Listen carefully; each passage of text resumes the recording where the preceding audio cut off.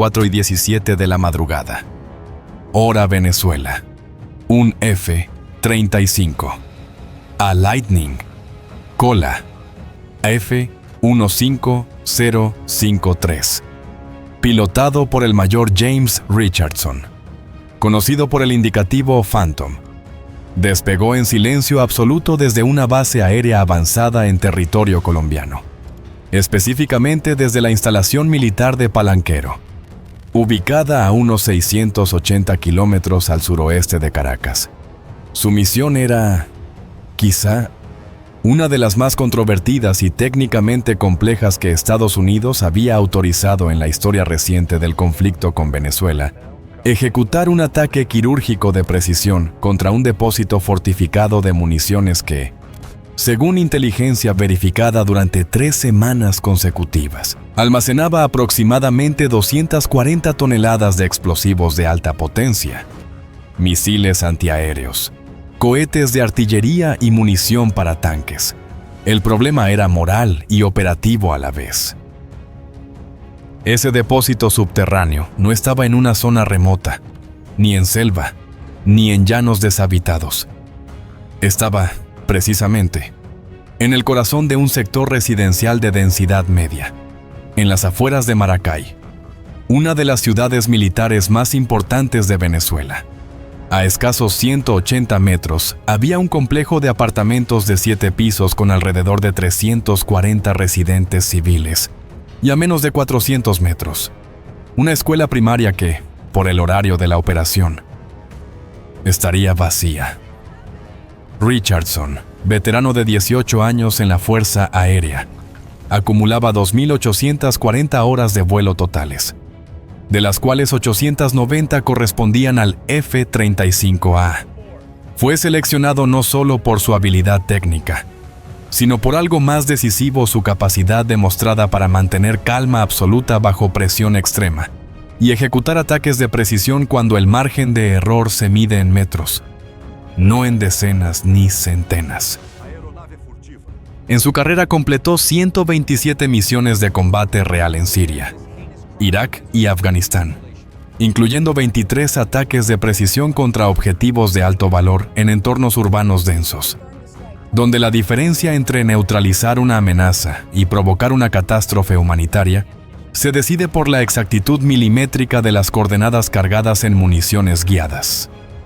Los planificadores militares estadounidenses habían pasado 19 días completos evaluando si esta misión era éticamente justificable y tácticamente viable. El depósito de municiones, identificado en documentos clasificados como Objetivo Tango, Víctor 14, había sido construido por ingenieros militares venezolanos en el año 2019, aprovechando formaciones rocosas naturales en las colinas que rodean Maracay para crear una instalación subterránea de almacenamiento, con techos de concreto reforzado de 3,5 metros de espesor, diseñados específicamente para resistir ataques aéreos convencionales.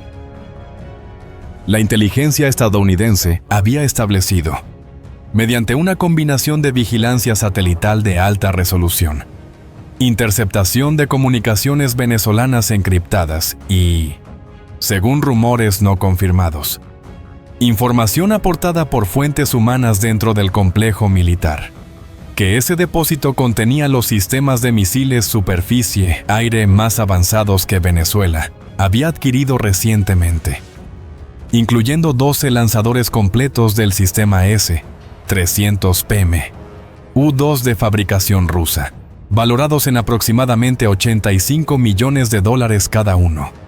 En conjunto, más de $1.000 millones en equipamiento de defensa aérea que, si se desplegaba por completo, representaría una amenaza significativa para las operaciones aéreas estadounidenses en toda la región norte de Sudamérica.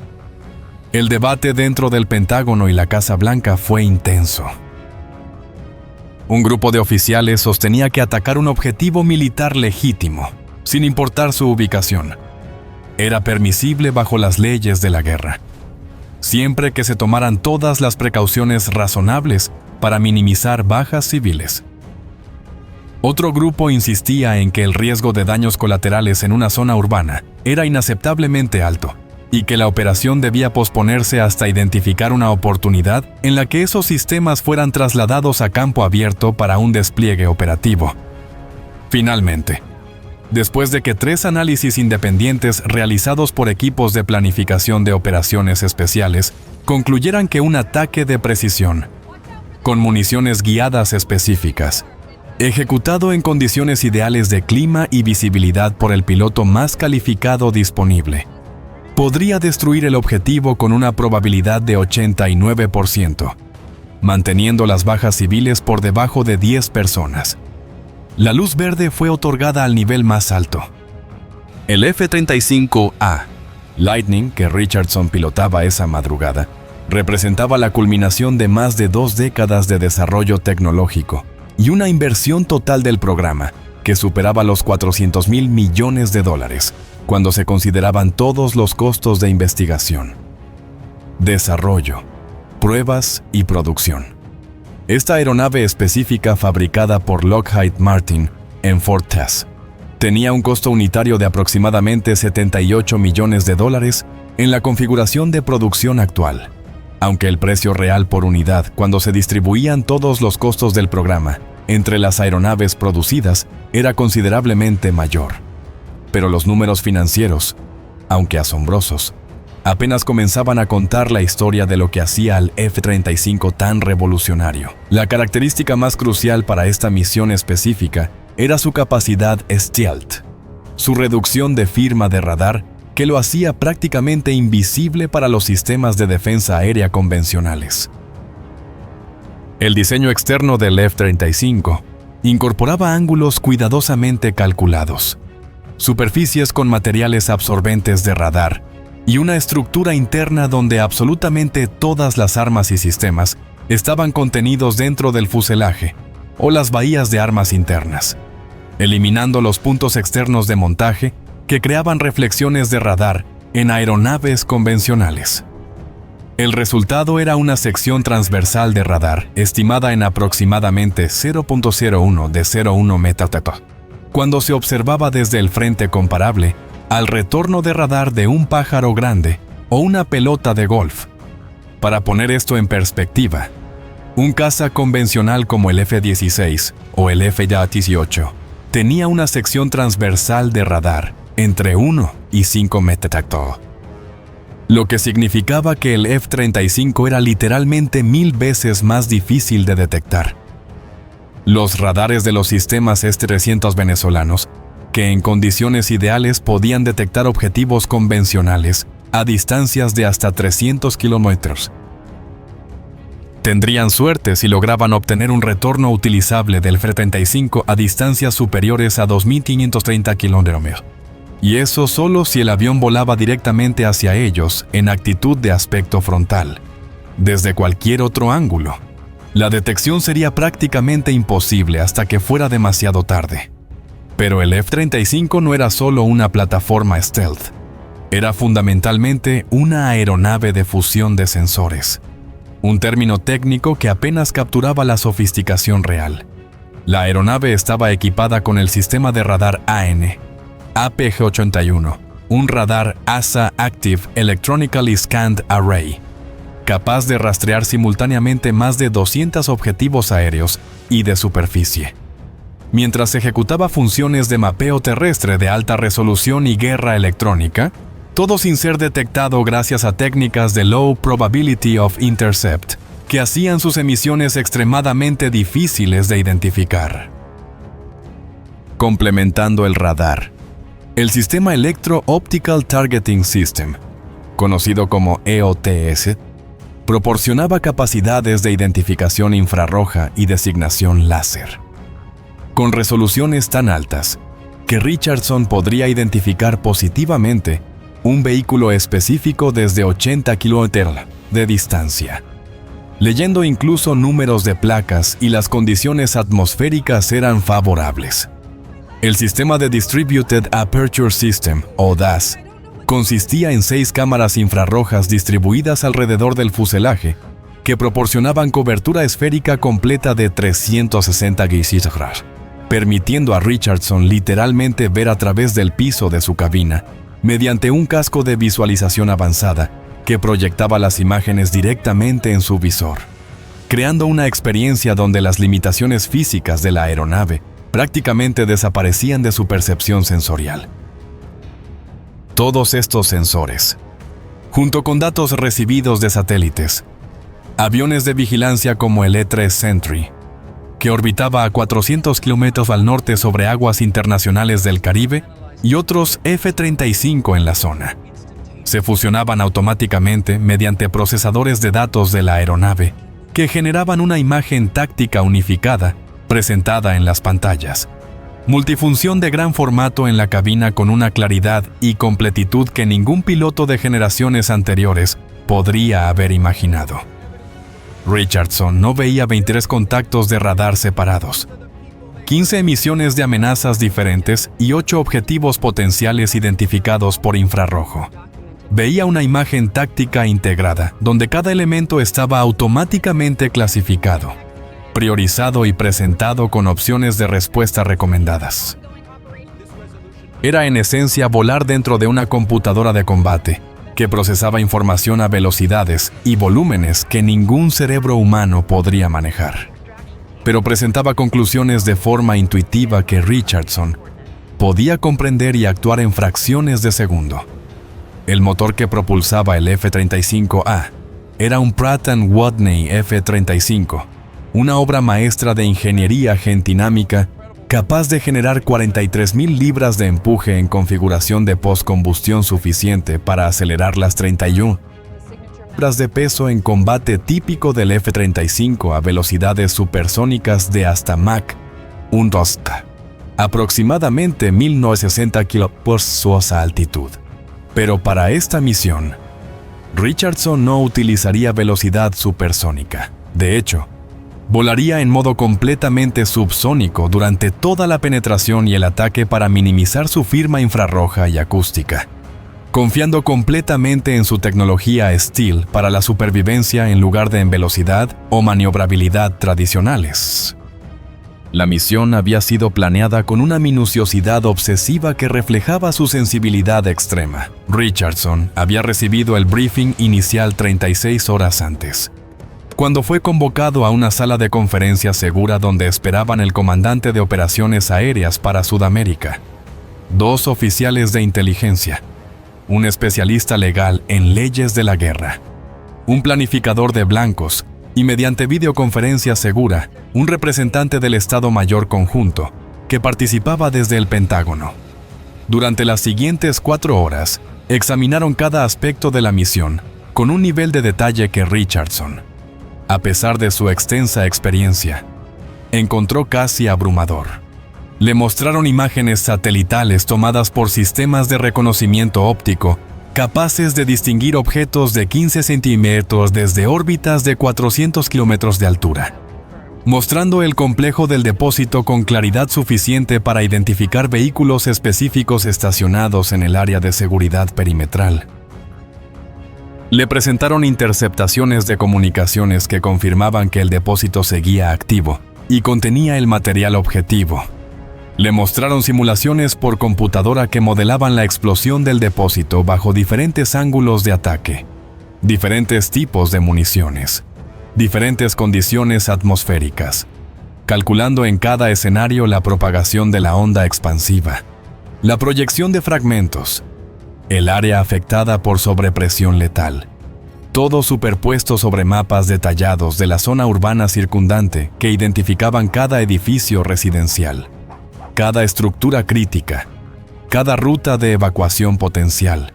Los planificadores habían calculado que si el ataque se ejecutaba correctamente, impactando el depósito desde un ángulo específico de 23 GOR desde el noreste, usando una munición específica configurada con detonación retardada para permitir penetración antes de la explosión. Y si la detonación ocurría en la sección noroeste del depósito, donde los sistemas de misiles estaban almacenados en lugar de la sección sureste, donde aparentemente se encontraban los explosivos de artillería de mayor potencia, entonces la explosión resultante sería direccional, canalizando la mayor parte de su energía hacia las colinas deshabitadas al oeste del complejo, en lugar de hacia las áreas residenciales al este, en el mejor escenario calculado. Las bajas civiles se limitarían a residentes de los pisos superiores de los edificios de apartamentos más cercanos, específicamente aquellos en el lado oeste de los edificios, que darían directamente hacia el complejo, y serían causadas principalmente por vidrios rotos y proyección de escombros en lugar de por la onda expansiva primaria.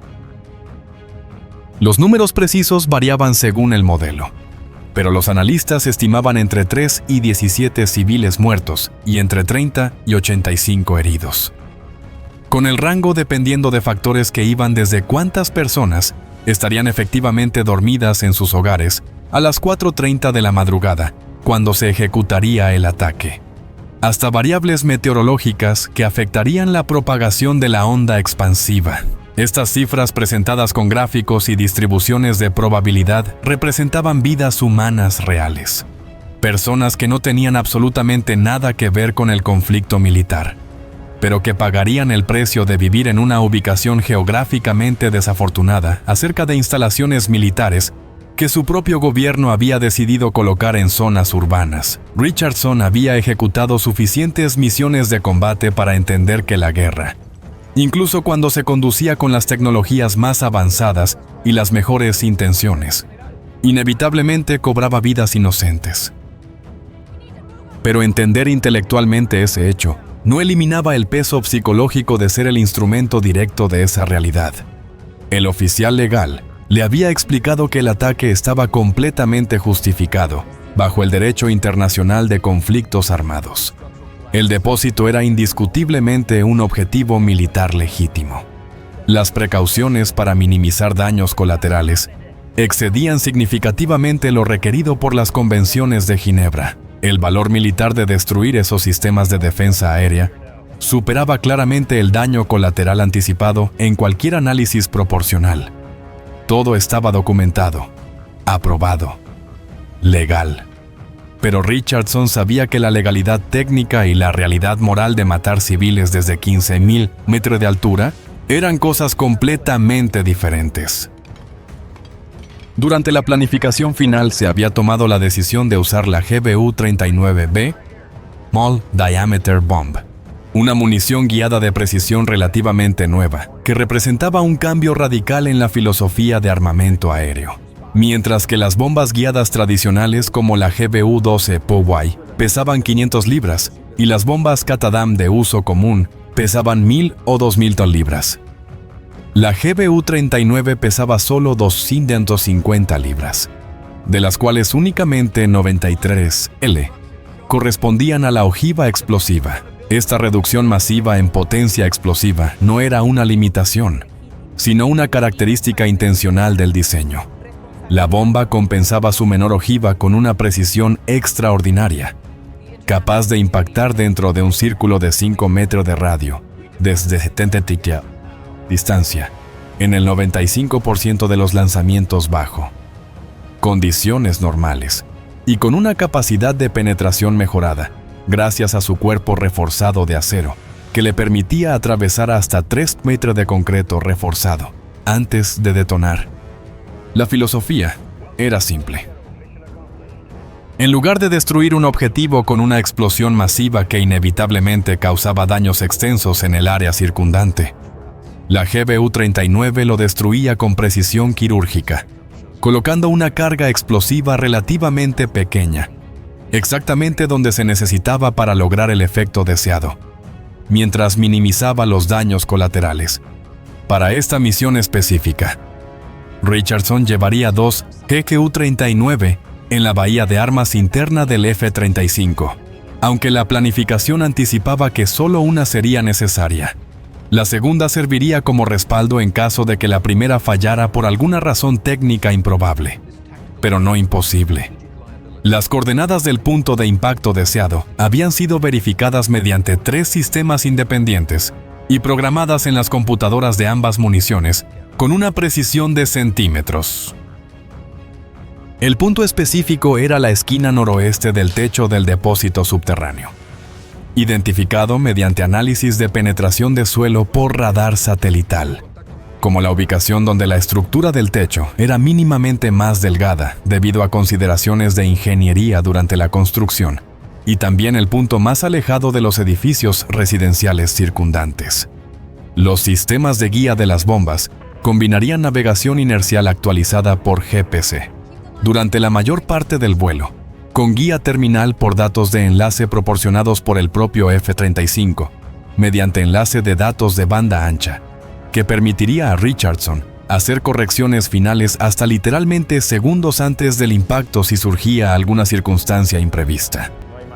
A las 4:05 de la madrugada, Richardson había completado su briefing final con el controlador de misiones. Había verificado personalmente el armamento cargado en su aeronave. Había revisado las condiciones meteorológicas que mostraban cielos despejados sobre el objetivo con visibilidad ilimitada y vientos de superficie de solo 8 km ideales para el ataque de precisión. Y había subido por la escalera de acceso a la cabina del F-35 para iniciar la secuencia de arranque. El proceso de arranque de un F-35 era considerablemente más complejo que el de cazas de generaciones anteriores. No porque los sistemas fueran mecánicamente más complicados, sino porque la cantidad de sistemas electrónicos que necesitaban inicializarse, autodiagnosticarse y sincronizarse era extraordinaria. Richardson siguió la lista de verificación metódicamente, observando en sus pantallas multifunción cómo cada sistema reportaba estado verde. Sistema de control de vuelo. Sistema de gestión de emisión. Sistema de fusión de sensores. Sistema de comunicaciones. Sistema de contramedidas. Cada uno requiriendo típicamente entre 45 segundos y 3 minutos para completar sus autodiagnósticos.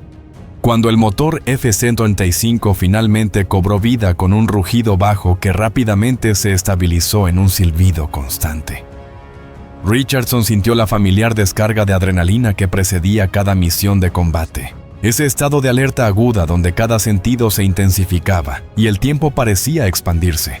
A las 4:17 exactamente según el cronograma de emisión, Richardson aplicó potencia de despegue y sintió la aceleración empujarlo contra el respaldo del asiento ejectable, mientras el F-35 aceleraba por la pista de 2.800 millas de la base colombiana. La aeronave alcanzó velocidad de rotación de 240 km/h, después de consumir solo 800 metros de pista, testimonio de su excepcional relación empuje-peso de aproximadamente 1:2 en configuración de combate, y Richardson levantó suavemente el morro, sintiendo la transición inmediata de rodar a volar mientras el tren de aterrizaje se replegaba automáticamente en los compartimentos del fuselaje, con una serie de golpes mecánicos audibles, incluso sobre el rugido del motor. Estableció un ascenso inicial de 15 km que lo llevó a través de 3.000 metros de altitud en menos de 2 minutos. Luego, niveló temporalmente para acelerar a 650 km/h, antes de reanudar el ascenso hacia su altitud de crucero, planificada de 12.000 millas. El plan de vuelo lo llevaría en una ruta directa de 680 kilómetros desde Colombia hasta Maracay, volando inicialmente sobre territorio colombiano durante los primeros 180 kilómetros.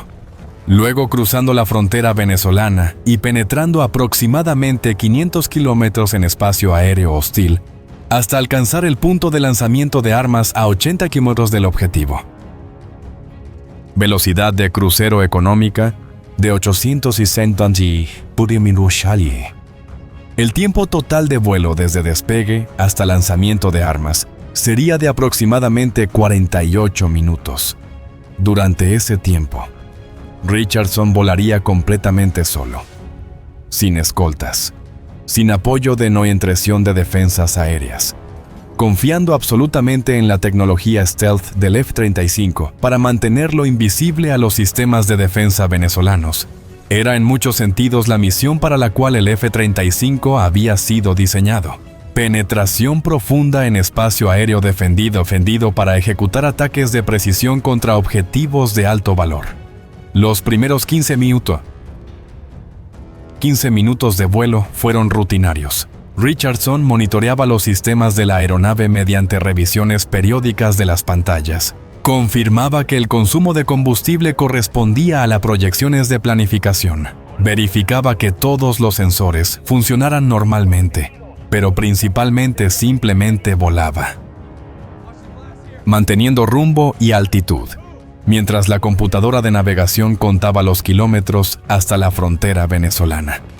El E-3 Sentry de alerta temprana que orbitaba sobre el Caribe le proporcionaba actualizaciones periódicas sobre la situación aérea general, confirmando que no había actividad aérea significativa de Venezuela. Esa madrugada solo un par de vuelos de transporte militar que habían despegado de Caracas con destino a bases en el sur del país, completamente irrelevantes para su misión. A medida que se aproximaba a la frontera, Richardson activó completamente todos los sistemas de guerra electrónica del F-35, iniciando el modo de operación sigilosa máxima, donde la aeronave minimizaba absolutamente todas sus emisiones electrónicas, excepto las estrictamente necesarias, confiando principalmente en sensores pasivos y datos recibidos del E-3 vía enlace de datos de baja probabilidad de interceptación.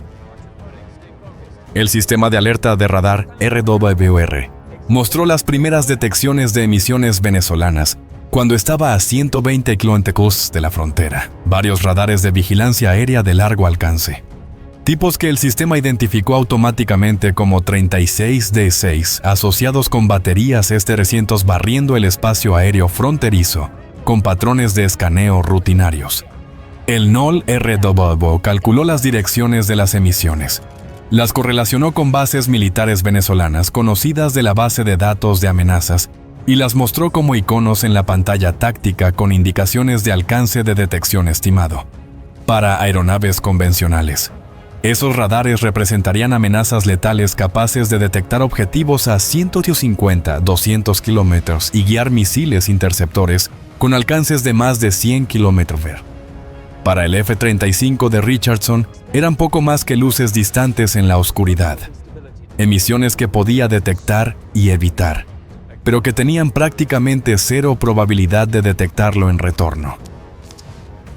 Cruzó la frontera venezolana a la 4:38, exactamente 21 minutos después del despegue, sin ninguna indicación de que su presencia hubiera sido detectada. Los radares venezolanos continuaban sus escaneos rutinarios, completamente ignorantes de que una de las aeronaves de combate más letales del mundo acababa de penetrar su espacio aéreo soberano con total intención hostil. Era un testimonio extraordinario de cómo la tecnología stealth había fundamentalmente alterado el equilibrio del combate aéreo moderno. Hace 30 años, esta misión habría requerido una campaña masiva de supresión de defensas aéreas, involucrando docenas de aeronaves, ataques coordinados contra sitios de radar y misiles, aeronaves de guerra electrónica saturando el espectro electromagnético, aviones señuelo atrayendo misiles defensivos.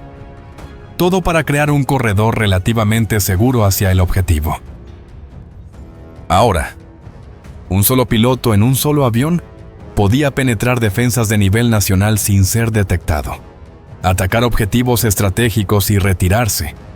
Todo antes de que el enemigo siquiera supiera que había sido atacado. Richardson continuó su vuelo hacia Maracay, pasando muy por encima de ciudades venezolanas dormidas, cuyos habitantes no tenían idea de que un caza estadounidense surcaba sus cielos. Las pantallas de fusión de sensores mostraban actualización continua de la imagen táctica. Aquí una batería S-300 con su radar activo a 85 kilómetros al este. Allá un sitio de radar de vigilancia a 60 kilómetros al sur. Más adelante el complejo de defensa aérea de Maracay, con múltiples radares y baterías de misiles formando capas defensivas alrededor de las instalaciones militares clave de la ciudad. Todos completamente inefectivos contra él. Todos ciegos ante su presencia. A 130 kilómetros del objetivo, Richardson inició la secuencia de preparación de armas, usando los controles de pantalla táctil en la cabina. Seleccionó la GBU-39 primaria en la bahía de armas. Activó sus sistemas internos y comenzó la transferencia de coordenadas del objetivo desde la computadora de misión de la aeronave a la computadora de guía de la bomba. El proceso tomó aproximadamente 40 segundos, durante los cuales Richardson continuó monitoreando el espacio aéreo circundante, buscando cualquier indicación de que hubiera sido detectado. Cambios en patrones de escaneo de radar, activación de radares de control de fuego, lanzamiento de aeronaves de interceptación. Cualquier cosa que sugiriera que los venezolanos sabían que estaba ahí. No había nada. Solo el silencio de radares que buscaban algo que no podían ver. A 100 metros del objetivo, Richardson activó el sistema EOTS, el sensor electro-óptico que usaría para identificación final del objetivo. La imagen infrarroja apareció en una de sus pantallas multifunción, mostrando inicialmente solo una vista amplia del área general de Maracay, la ciudad apareciendo como un patrón de firmas de calor de edificios e infraestructura contra el terreno circundante más frío, usando el controlador manual. Richardson comenzó a hacer zoom hacia el área del objetivo, aumentando la magnificación progresivamente hasta que pudo distinguir estructuras individuales, incluso a esta distancia y en completa oscuridad.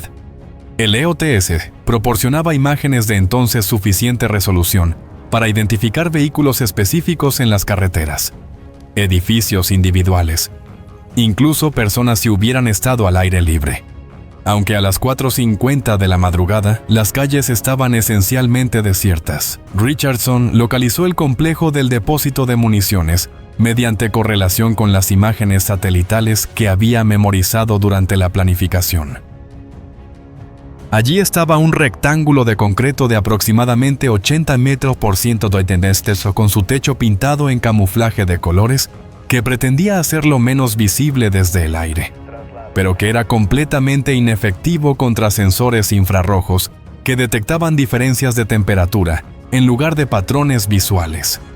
El área de seguridad perimetral era visible como un espacio despejado de vegetación que rodeaba la estructura con torres de vigilancia en las esquinas y una sola entrada vehicular en el lado sur, protegida por barreras de concreto. Y allí, exactamente como los analistas habían predicho, estaban los edificios de apartamentos a menos de 200 metros. Estructuras de 7 pisos cuyos residentes dormían completamente ajenos a lo que estaba por ocurrir. Richardson sintió el peso de la responsabilidad asentarse más profundamente en su pecho mientras observaba esos edificios. En algún lugar allí dentro, familias dormían, niños soñaban, personas vivían sus vidas ordinarias, sin tener idea de que un piloto estadounidense a 12,000 metros de altura estaba a punto de tomar una decisión que cambiaría sus vidas para siempre si es que sobrevivían. Pero también sabía que dentro de ese depósito de concreto había sistemas de armas que, si se desplegaban, podrían derribar aeronaves estadounidenses, matar pilotos estadounidenses, potencialmente civiles, si esos misiles se usaban para atacar objetivos en el aire cerca de áreas pobladas. La naturaleza misma de la guerra moderna era que las líneas entre militar y civil se habían vuelto cada vez más borrosas cuando gobiernos elegían colocar instalaciones militares en zonas urbanas, cuando la tecnología permitía que ataques se ejecutaran desde distancias donde el atacante nunca veía directamente las consecuencias de sus acciones. Cuando decisiones sobre vida y muerte se tomaban en salas de planificación esterilizadas, mediante análisis de probabilidades y matrices de riesgo que reducían vidas humanas a número en hojas de cálculo. A 80 del objetivo, Richardson alcanzó el punto de lanzamiento de armas. Redujo la velocidad a 700 km/h para estabilizar la plataforma y comenzó la secuencia final de ataque. Las puertas de la bahía de armas se abrieron con un ligero incremento en vibración y ruido aerodinámico, exponiendo la GBU-39 al aire que fluía bajo el fuselaje a 700 km/h. La bomba ya estaba completamente activa, sus sistemas de navegación inercial alineados, su receptor GPS rastreando señales de al menos 8 satélites, proporcionando actualizaciones de posición con precisión de centímetros, sus superficies de control de vuelo mini verificadas mediante test de movimiento. Todo listo para el lanzamiento.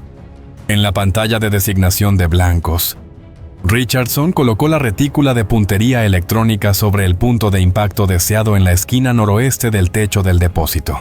El sistema de control de armas calculó automáticamente la solución de lanzamiento, ángulo de trayectoria requerido, tiempo de vuelo estimado de 92 segundos, punto de impacto. Predicho, con error circular probable de menos de 2 metros bajo condiciones actuales. Richardson revisó los parámetros una última vez. Confirmó que todos los sistemas mostraban verde. Respiró profundo para centrar su concentración y presionó el botón de lanzamiento. La GBU-39 se soltó de su pilón de montaje y cayó libremente durante aproximadamente medio segundo, mientras sus alas plegadas se desplegaban automáticamente, transformándola de un cilindro compacto en un planeador sofisticado, con una relación de planeo de aproximadamente 60:1, lo que significaba que desde la altitud de lanzamiento de 12.000 metros podría volar hasta 70 kilómetros mientras mantenía control completo de su trayectoria. Richardson sintió el ligero cambio en el manejo de la aeronave cuando las 250 libras de peso de la bomba se separaron. Ejecutó inmediatamente un giro de 90° hacia el norte para alejarse del vector de amenaza principal y comenzó su egreso del espacio aéreo venezolano, manteniéndose siempre bajo perfil stealth máximo. Su trabajo estaba hecho. Ahora todo dependía de 93 libras de explosivo y sistemas de guía de precisión que valían más que muchos automóviles nuevos. La GBU-39 volaba sola, sin órdenes nuevas, sin voz humana. Seguía una trayectoria balística corregida que la llevaba desde el punto de lanzamiento hasta el objetivo. A 80 kilómetros al sureste, sus superficies de control, pequeñas y rápidas, se ajustaban sin pausa, corrigían en microsegundos, compensaban viento cruzado, compensaban densidad del aire, compensaban cualquier desvío que intentara sacarla del corredor programado. La navegación inercial se actualizaba cada segundo con señales GPS de múltiples satélites. La bomba sabía dónde estaba, en 3 dimensiones, con errores medidos en centímetros. A medida que descendía, el guiado cambiaba de navegación de ruta a guiado terminal. Aumentaba la frecuencia de correcciones, refinaba, una y otra vez, la predicción del punto de impacto contra las coordenadas almacenadas, a 15 kilómetros del objetivo. Ya en descenso constante, volaba cerca de 400 kilómetros por hora.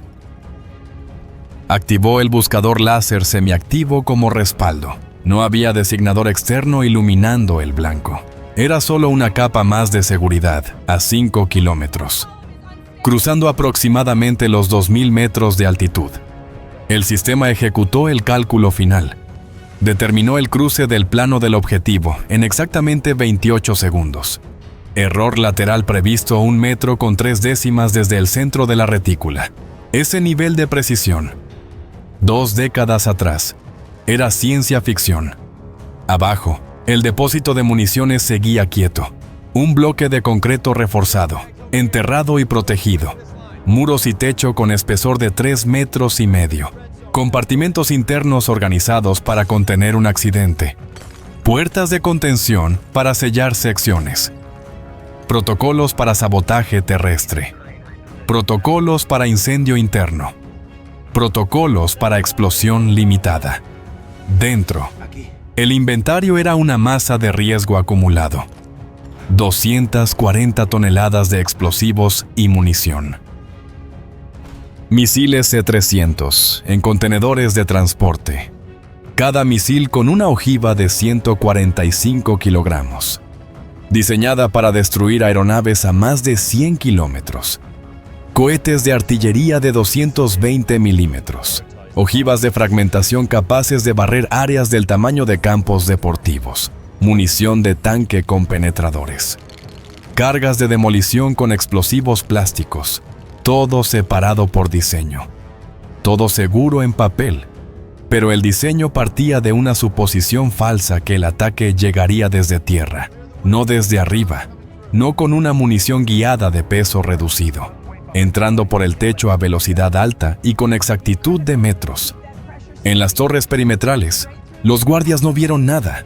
Estaban al final del turno nocturno. Los sistemas de alerta aérea del complejo no emitieron alarma. Los radares no mostraron amenaza. El cielo estaba limpio. Silencio. Rutina. A las 4:58:37 de la madrugada, la GBU-39 impactó la esquina noroeste del techo. Quedó a 1,7 metros del punto programado. El cuerpo de acero endurecido no golpeó el concreto. Lo atravesó. Entró como si fuera material blando. La desaceleración, de 400 kilómetros por hora a cero, ocurrió en una fracción mínima. En torno a 1/10 de segundo, la bomba cruzó concreto, varilla y espacio interior. Alcanzó la profundidad prevista. La espoleta de retardo se activó como fue programada. Detonación a 1/4 de segundo después de la penetración inicial. Precisión de microsegundos. La carga era tritonal. Alrededor de 93 libras. Mezcla optimizada. Alta temperatura. Presión instantánea. La detonación ocurrió dentro del compartimento noroeste. Los efectos no fueron grandes, fueron estructurales. La onda expansiva primaria viajó primero a velocidades extremas, por encima de varios miles de metros por segundo. Dentro de un radio cercano, vaporizó metal, concreto, soportes. Lo convirtió en fragmentos y plasma en una escala de tiempo que el ojo humano no procesa. La onda siguió expandiéndose. Perdió fuerza con distancia, pero mantuvo energía suficiente para pulverizar concreto y deformar acero. En el compartimento noroeste había misiles S-300. Varios absorbieron el golpe directo. Sus cascos se abrieron. Sus sistemas internos se destruyeron. Sus motores de cohete quedaron expuestos al calor y a la sobrepresión. En condiciones normales, el combustible sólido es estable. En esta condición, no. 3 motores se encendieron casi al mismo tiempo. No como un lanzamiento controlado, como detonaciones caóticas. Cada motor contenía del orden de cientos de kilogramos de propulsor sólido. Al detonar, no empujó. Sumó energía explosiva. En equivalente, cada uno añadió una carga comparable a cientos de kilogramos de TNT. 3 motores significaron más de 1 tonelada adicional. El depósito ya no estaba bajo estrés, estaba fuera de diseño. Las puertas de contención intentaron cerrar. Los sensores detectaron detonación. La secuencia comenzó, pero el tiempo de cierre, del orden de menos de 1 segundo, fue insuficiente. La onda combinada alcanzó compartimentos adyacentes antes de sellar. El compartimento central era el siguiente. Allí estaban los cohetes de artillería de 220 milímetros, previstos para lanzadores múltiples, tipo BM-27. Cada cohete aportaba ojiva y motor. La onda rompió las puertas a medio cerrar. Fragmentos a velocidades extremas atravesaron cascos. Exposición de explosivos. Exposición de propelentes. La reacción en cadena comenzó sin pausa. Un cohete detonó. Activó al siguiente. Luego otro. En segundos. Ya no era un depósito. Era un horno presurizado con compartimentos colapsando. En un lapso de pocos segundos, decenas de cohetes detonaron. La energía total se multiplicó. La estructura, diseñada para contener una explosión interna limitada, enfrentó un equivalente muy superior, varias veces por encima de su capacidad. Las paredes de 3,5 metros empezaron a agrietarse. Las fisuras se propagaron desde los puntos de máximo esfuerzo. La presión interna no encontró salida controlada hacia arriba. Encontró salida lateral, en todas direcciones. La falla fue catastrófica. En superficie, el efecto fue claro. El techo, ya debilitado por la penetración, se levantó. No se rompió. Fue expulsado. Fragmentos de concreto de varias toneladas salieron en trayectorias balísticas. Algunos caerían a cientos de metros como proyectiles. Una bola de fuego naranja y roja se elevó, alimentada por combustible de cohete y explosivos detonados. Subió hasta cientos de metros y se transformó en una columna visible a decenas de kilómetros. Iluminó Maracay como un amanecer falso. La onda de sobrepresión llegó después, atenuada por el confinamiento inicial bajo tierra, pero aún devastadora. La sobrepresión viajó hacia afuera. Causó daño estructural significativo a cientos de metros. Rompió ventanas a distancias amplias. Los edificios de apartamentos a 180 metros recibieron el golpe. Ventanas del lado orientado al depósito estallaron al mismo tiempo, del primer piso al séptimo, vidrio en millones de fragmentos, proyectado hacia el interior a alta velocidad. Quien dormía cerca de una ventana recibió la primera lluvia. Cortes, apagado, pánico. Algunos no despertaron. Otros despertaron con dolor y confusión. Tímpanos rotos, polvo en los pulmones, gritos en pasillos oscuros. En los pisos inferiores, el suelo transmitió vibración sísmica. Los muros agrietaron. Algunos colapsaron parcialmente. Escombros atraparon personas. Marcos de puertas se deformaron. Salidas bloqueadas. Y en varios puntos, incendios secundarios aparecieron por líneas de gas y fallas eléctricas. Los fragmentos mayores del depósito también cayeron. Concreto reforzado del tamaño de un vehículo pequeño. Uno impactó el techo del edificio más cercano. Penetró varios niveles antes de detenerse.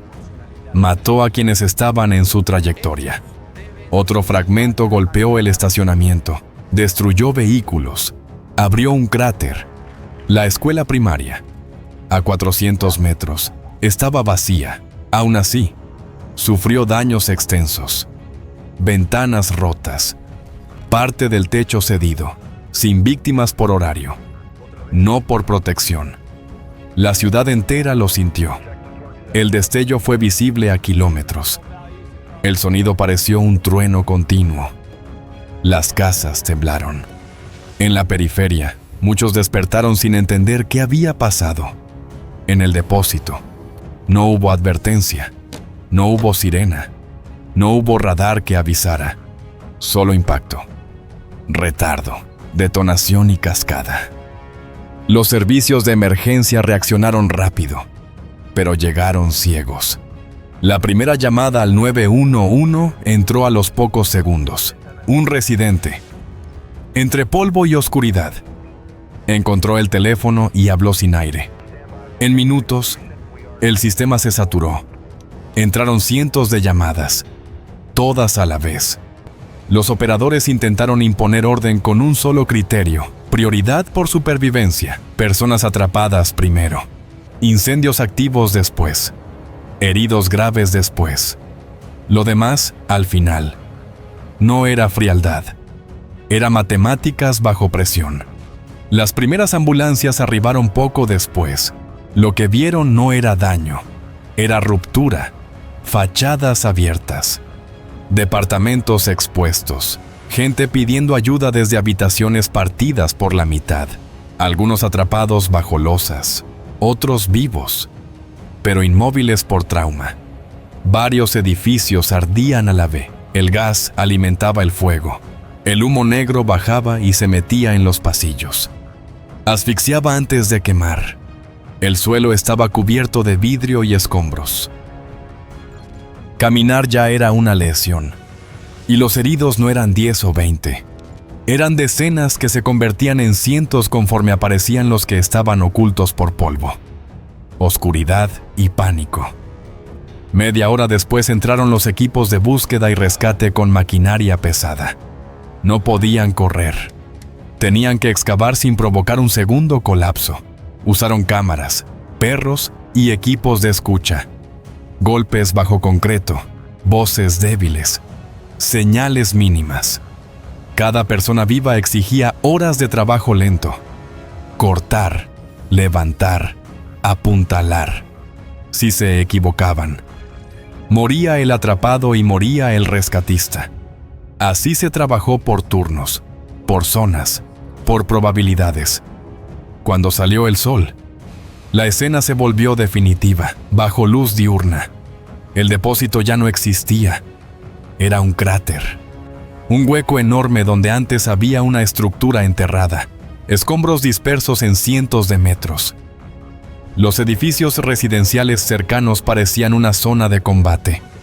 Ventanas barridas, muros fisurados, techos dañados, vehículos aplastados.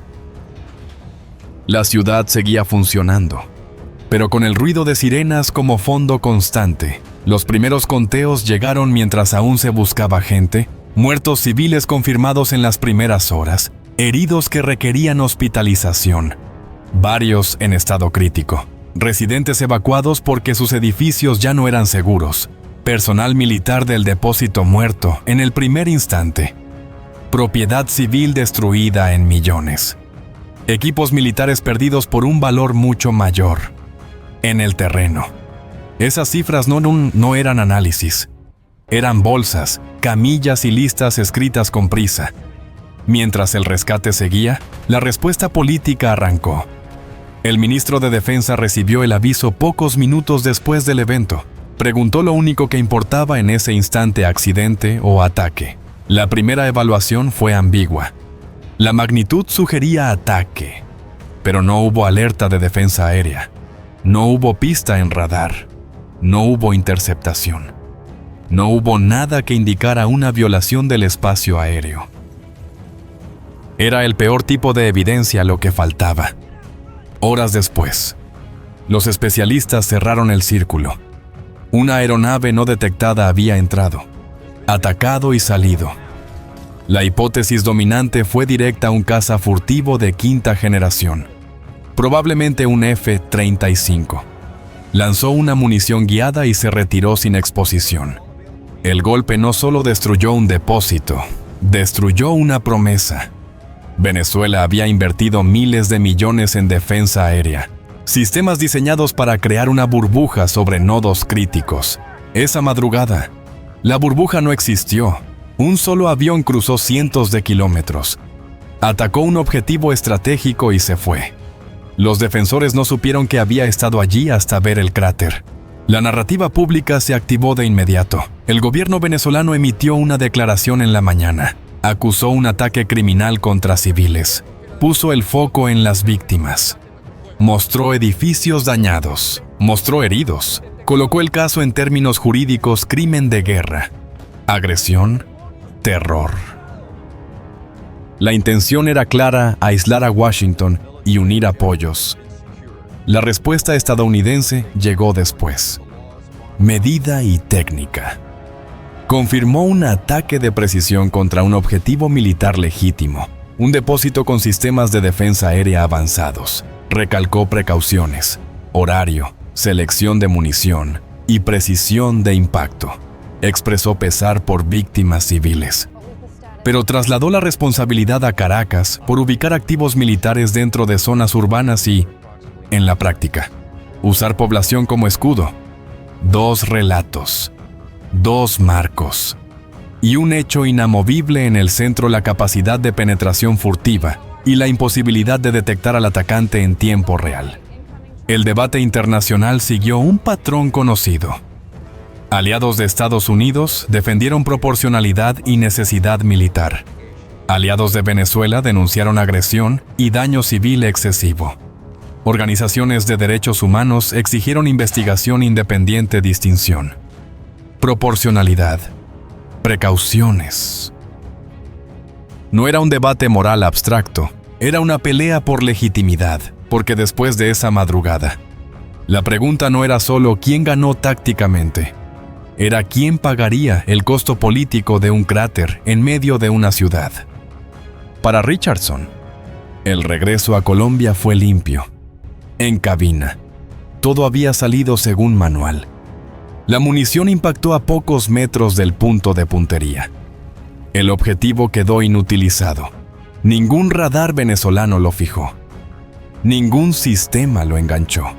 No hubo un instante real de peligro.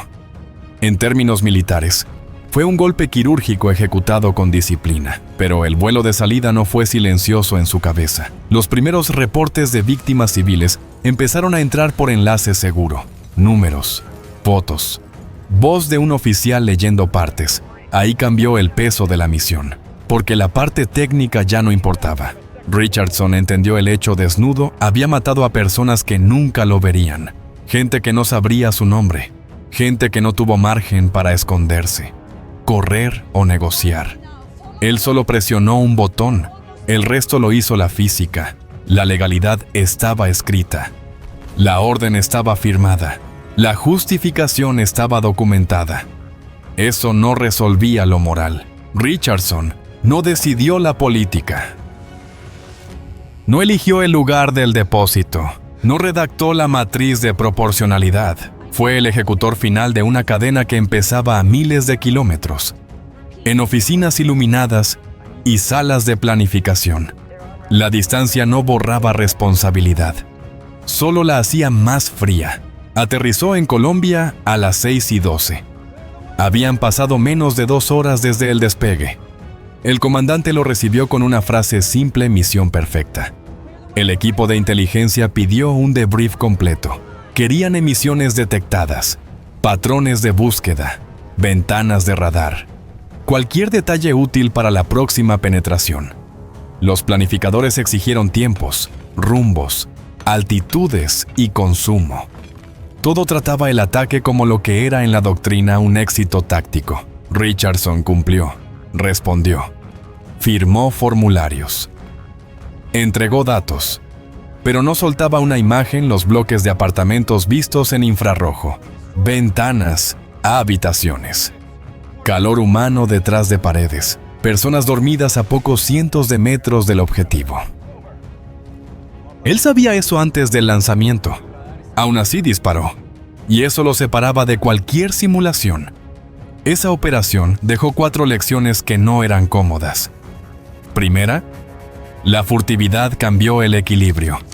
Un caza de 5ª generación puede cruzar un sistema de defensa aérea de nivel nacional sin aviso. Los radares y baterías que cuestan miles de millones pueden quedarse mirando el vacío, no por incompetencia del operador, por límites físicos y de diseño. Eso empuja a los estados hacia nuevas inversiones, sensores de baja frecuencia, redes pasivas, fusión multinodo y una carrera por capacidades antifulgor que no es barata. Segunda, la precisión ya es rutina. Impactar a metros desde decenas de kilómetros es una capacidad estándar. Eso amplía el catálogo de objetivos posibles, y ahí nace el dilema. Si puedes golpear casi cualquier cosa con error mínimo, la pregunta deja de ser puedo y pasa a ser debo. Sobre todo cuando el objetivo está incrustado en tejido civil. La precisión no elimina el daño colateral, solo lo vuelve una decisión más consciente. Tercera, la asimetría decide el ritmo del conflicto. Venezuela construyó su defensa con lógica del siglo XX. Burbujas, alcances, zonas de negación. Eso funciona contra plataformas convencionales. No funciona igual contra penetración furtiva y ataque de firma baja. La diferencia no es un detalle técnico, es una brecha estructural. Un lado puede elegir cuándo y dónde golpear. El otro reacciona tarde, con información incompleta y opciones limitadas. Cuarta, la distancia psicológica facilita la escalada. La guerra moderna permite matar sin ver rostros, sin escuchar gritos, sin oler humo, sin tocar escombros. Eso reduce fricción emocional. Y cuando baja la fricción, sube la tentación política de repetir el método. La tecnología no solo mejora eficacia, también reduce barreras humanas. En los meses siguientes, Maracay se volvió un caso de estudio. Academias militares lo desarmaron paso a paso. Juristas discutieron proporcionalidad. Analistas compararon ventaja militar contra daño civil. Se peleó por los números. Si fueron 19, o 50, o 100, cambiaba el juicio de algunos, Para las familias, no cambiaba nada. El debate era abstracto, la pérdida era concreta. El depósito no se reconstruyó, quedó el vacío. Luego llegó el memorial, placas, nombres, una lista que no explica por qué pasó, solo prueba que pasó. Los edificios dañados se repararon con lentitud. Algunos vecinos regresaron. Otros no volvieron jamás. No por política, por trauma. Venezuela tampoco repuso todo lo destruido. Parte fue falta de presupuesto. Parte fue una conclusión amarga sin respuesta real contra furtividad. Comprar más de lo mismo es pagar por una ilusión. La defensa aérea tradicional no desaparece, pero ya no garantiza. Richardson siguió volando. Ascendió. Tomó mando. Hizo lo que hace una carrera militar. Años después, cuando alguien mencionó Maracay, no lo trató como un trofeo. Lo trató como una carga. Dijo que la precisión técnica no compra certeza moral, que lo legal no siempre calma lo humano, y que una fuerza armada que invierte solo en tecnología, sin invertir igual en límites éticos y disciplina política, se vuelve más peligrosa precisamente por su eficacia. Este relato es un escenario ficticio y simulado, creado con fines de análisis técnico y estratégico.